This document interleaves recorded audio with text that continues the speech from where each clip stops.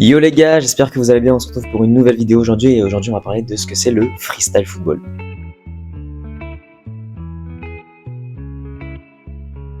Alors il faut savoir que le freestyle football c'est un art et un sport. Donc oui, il y a des compétitions de freestyle football et il y a aussi des spectacles. Mais on va mettre ça de côté et aujourd'hui on va parler plutôt des catégories.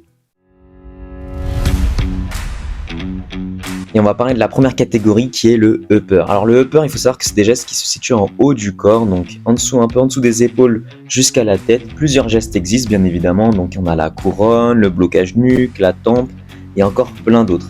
Alors il faut savoir qu'à une époque, il y avait des compétitions qui se déroulaient en ligne pour décerner le champion du monde de upper, donc le upperman le plus fort du monde.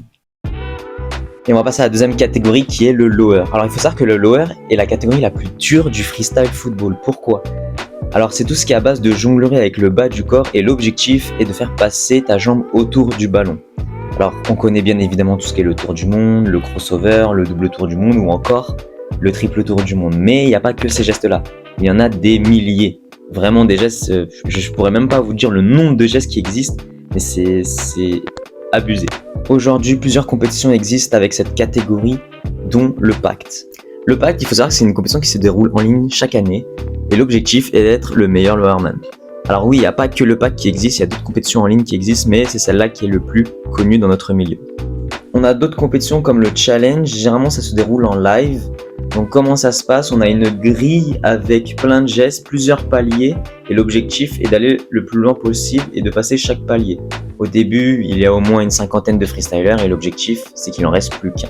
Il y a aussi le sick tree. Donc l'objectif du sick tree est de faire 3 gestes d'affilée et de préférence des 3 meilleurs gestes. À partir de là, les juges décident qui a fait le meilleur sick tree de la compétition. Ils éluent le champion du monde de sick tree.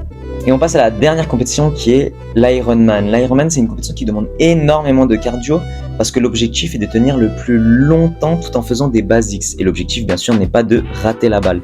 Et au moment où vous ratez la balle, on stoppe le chrono et on regarde par rapport aux autres combien de temps ils ont fait. Alors soit tu es qualifié, soit tu es éliminé au premier tour, puis après jusqu'à la finale quand il en reste plus que 4 et on désigne celui qui a fait le meilleur temps pour élire le champion du monde d'Ironman.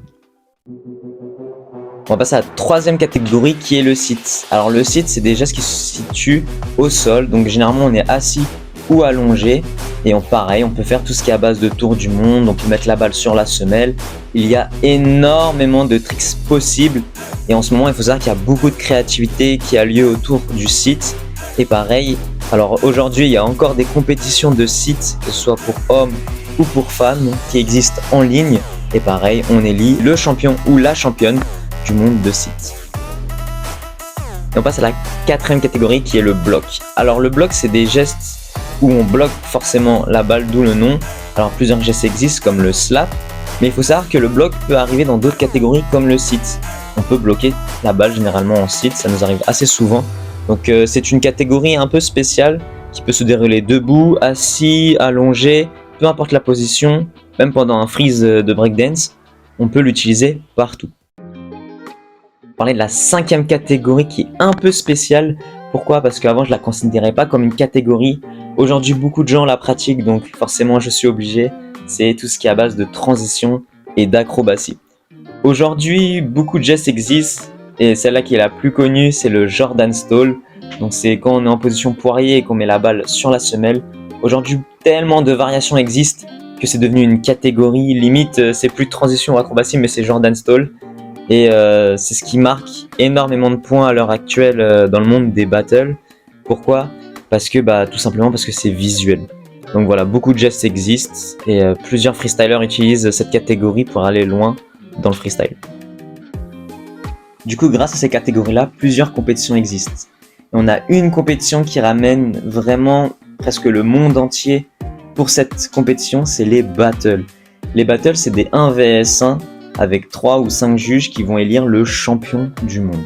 Bien évidemment, d'autres compétitions existent comme les routines, les doubles routines. Alors comment se déroule ce genre de compétition ? Tout simplement, c'est un spectacle qu'on propose devant un panel de jury avec une musique qu'on a choisie auparavant. On intègre un personnage et à partir de là, on propose un spectacle. Les jurys votent pour le plus beau spectacle et élit le champion du monde en catégorie routine ou double routine si vous êtes 2. Et je voulais parler d'une dernière compétition qui est les battles, mais en crew. Donc généralement, c'est soit en 2 contre 2 ou en 3 contre 3. Et l'objectif, bien sûr, c'est la même chose que les battles et d'aller le plus loin possible dans la compétition. Alors ça n'existe pas les championnats du monde dans cette catégorie. Pourquoi? Parce que c'est pas assez encore reconnu dans notre discipline. Alors ça existe en France, en Espagne et dans d'autres pays, mais c'est en pleine évolution. Mais je voulais quand même parler de cette catégorie parce que je pense qu'elle est importante. Alors pourquoi je parle pas du Pana? Parce que le Pana, je l'en parlerai dans une autre vidéo, mais c'est à part du freestyle football. On relie le Pana et le freestyle football, mais il faut savoir que c'est deux choses différentes parce que ça n'a rien à voir avec tout ce qui est la jonglerie. Et en fait, le Pana, ça se rapproche beaucoup plus du street soccer. Donc je vous en parlerai dans d'autres vidéos. En tout cas, j'espère que cette vidéo vous a plu et que vous avez appris des nouvelles choses en regardant cette vidéo. Et moi, je vous dis à la prochaine pour une nouvelle aventure. Allez, ciao!